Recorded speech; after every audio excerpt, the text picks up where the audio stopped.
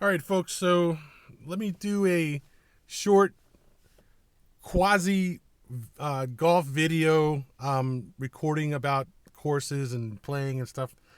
It's sort of been a hectic last few months for me, and I haven't really had the time or the opportunity to really sit down because my stuff is scattered all over the place after I came back from Arizona. Hadn't really settled down yet. So I don't have my base station set up. Still working off an old laptop that just refuses to quit, refuses to die, and back to recording in 1080p and so forth. But I have been playing golf pretty regularly. It's one of the things I really don't miss in life. I really get out every week and play once. The last month I played actually 2 days in a row. So let me just kind of cover the courses I've been playing. So I guess in the larger scheme of things, I've played pretty much every course that I know of within a 4 or 5 hour drive. And I've played up into Deep Creek, Maryland. This year, I have not been on a really long drive since I came back from Arizona, and I've been playing local courses. And there's a couple of reasons. One is because I'm kind of still stretching my legs and getting ready to go out and become an adventure golfer again. And the other is I really have played most of the courses within a reasonable drive. I mean, even beyond a reasonable drive. You know, when you're driving 4 hours or 5 hours out to play a course, I mean, ultimately you're looking at 6 hours each way because you're going to stop and all that kind of stuff. And you've got to get dressed and ready to go to play and come back and you know, settle down and stuff for the day. And then you got to play, you know, your round, and that's 4 hours there at least. So it ends up being about 16, 17 hours to do that. And that means, you know, you're getting up at 7, you know, you're hitting the road by 7:30, you're driving until noon or something to get there. And then if the weather sucks, you don't get to play, which is always possible. I've been fairly lucky in that regard. I really haven't gone on any long drives to play golf and not been able to actually play when I got there. But still, you know, noon. Sometimes I'll leave late and get there around 3 o'clock in the afternoon and still try to get in an out, you know, a round of 18 and then have to drive back. And I don't get back home until like 11, 12, sometimes 1 o'clock in the morning. So it's a real effort to do that. And the real problem is I just don't know of any courses, and I really have not had my life together to the point where I can take on a 5 hour drive. I do have some courses in mind that I want to play. I want to play the Tennessee Bear Trace, which is 5 or 6 courses in Tennessee, and they're scattered around the state. Some of them are, you know, just in the northeast corner of the state. Some of them are around Knoxville. Some of them are down around Chattanooga. There's one I've actually passed a couple times, going back and forth from DC to Chattanooga. And that's been another adventure I've been working on also, is trying to build a car that I bought that has been a real challenge. I bought this old car, and I've been trying to get a motor in it, trying to get it up and running and stuff, and I've had to shuttle it across across the eastern coast twice now. I bought 2 motors for it, had to return one of them, and that's like a whole series of videos that I could make and talk about. Not been cheap, not been easy. It's been a lot of frustration, a lot of annoyance at different times. And I think the important thing to remember about that is that it might be a goal that we have in life to buy something special when we get a chance to do so, but a lot of times it just doesn't turn out the way that you hope it does, and it's like golf in a sense. You start off with the best of intentions, you start off with, you know, even a pure heart, whatever, and then you just find that there are people involved or that get involved or you get involved with who turn it into a real pain in the ass, and that's kind of happened. Luckily, golf is, by comparison, usually a lot smoother.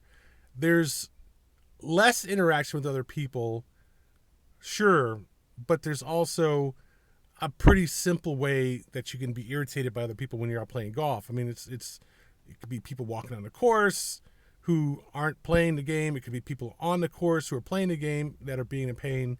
It's just the drive. You can have problems driving back or whatever. There's a lot of different ways that being golf or playing golf can be a pain in the butt, but they're not like this ongoing, weekly, monthly kind of thing that dealing with stuff away from the golf course is. And I still find golf to be, for the most part, a fairly good relaxation away from the stresses of everyday life. While at the same time, my game is sort of teetering on the verge of being really good, and I have moments where I backslide, certainly, and those are really aggravating. And then there's also the stress of playing golf on courses that are inherently stressful. And so one of those courses I've played like that has been Bulle Rock. Now, Bulle Rock has its reputation of being the number one public golf course in the state of Maryland. And it's not the kind of course where I can just walk onto if I haven't played often or played really different courses. Played a lot of golf coming off the winter break, really, where I'm not playing every week and stuff, but I'm getting a few rounds per month in, but I'm not playing consistently. And just walk out onto it and just tear it up.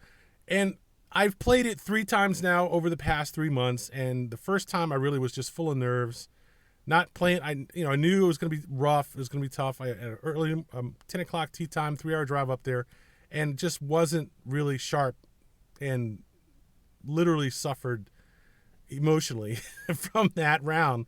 Had to go back and play it again in the next round, play it with a different driver, and turned out that the driver that I played it with, the first time I played it, I played with a 9.5-inch degrees driver. And it really kind of wasn't. I knew it was going to be a problem on that course, and I really did fight it for the first 9 holes. Didn't really warm up, didn't really get into it until like the backside, or I just went for broke and started just playing my normal game, not worrying so much about what other people were thinking watching me play. And at Bulle Rock, you really have no place to hide. I mean, there's almost no hole on which you're going to hide on that course. There's some, certainly, but not many. I'd say it's one of the things about it is it's one of the more open courses that I've played or do play, and you're going to play a lot of holes at Bulle Rock where you're in full view of everybody or like half the people on the course. Not to mention at the clubhouse. And that does get to be a little intimidating because there are a lot of people there who are decent golfers, and everyone has got their opinion. So one of the benefits of playing a wooded course where there's a lot of trees on the sides of the fairway, or at least on one side of the fairway, is you're shielded from just about all the other holes. I mean, Bulle Rock is not like that. It's a very much a stadium course. I don't really think it's all that great a course, a difficult course, but there's still, you have to play well. You can't go out there and play like crap when you're out there playing from the back tees in front of 20, 30 other people. Certainly the foursome in front of you, the foursome behind you, and the guys you're with, certainly, it's not something you can just skip through and smile and laugh about when you hit bad shots. But on a course like Algonkin, which is on the border of Northern Virginia, right there in the Potomac River, it's a little less open, but still open enough where you have people who can see you from adjacent holes. A lot of the holes, it's easy to hit shots that are either going to go in the woods and you have to contest with other people about your ball, or it's going to go through the woods into the next fairway, and then you're walking out on the other fairway trying to play back, while somebody else or another foursome is, trying to play that same fairway. So it's not like a lot less open than Bulle Rock, but it is flatter than Bulle Rock. I think Algonquin is actually a pretty fun course to play. It's a good solid challenge, a good mainstream challenge of golf, and there's some really nice holes in that course. But at the same time, it can be perilous if you're not hitting fairways. You can spend a lot of time at Algonquin looking for balls in the rough, and God help if you hit into the underbrush in that course, because there's almost no chance you're going to find it in the underbrush over there. So it's hard enough finding balls that you hit even in the rough, much less in the woods. So while that's a slope 120 course in the back tees, and Bulle Rock is a slope 142 course from the back tees, they play similarly because you're still playing golf. You really just have to hit decent shots. And it's not just your drives, it's also your irons and your putting. And they each have their own idiosyncrasies when it comes to the greens. A course I play a lot, often, would be a course like Rock Harbor. I routinely play the Boulder course up there and have played hundreds of rounds, well, probably 100 rounds there. And I have a pretty good mastery of that course. So for me, it's more like practice than anything else. But it has a lot of holes that you have to hit good, solid, long drives from the back tees. Got a lot of par threes. You have to hit good shots. And it's just a good, but the problem is I played it so many times I really don't have the fear that I normally would on a course where I haven't played it, much, if at all, lately. Westfields I play, another challenging course. Lots of people out there, usually, and it's very hard to hide a bad game at Westfields. Potomac Shores, I play that every now and then. What's the other one I'd play out there that's down in Virginia, down by Woodbridge. Potomac Shores is right down on the water down in Woodbridge. Laurel Hills, I've played Laurel Hills. I played it. I got into a thing where I played Laurel Hills like every other weekend or something last fall. And I've gotten to the point where I pretty much feel very comfortable at Laurel Hills. One of the things I've noticed about both it and Bulle Rock is while they're both long courses, from the back tees, Bulle Rock is 7,400 yards and Laurel Hills is 7,200 yards. One of the things I've noticed about both of those courses is that really most of the holes are not long at all. There's a few holes.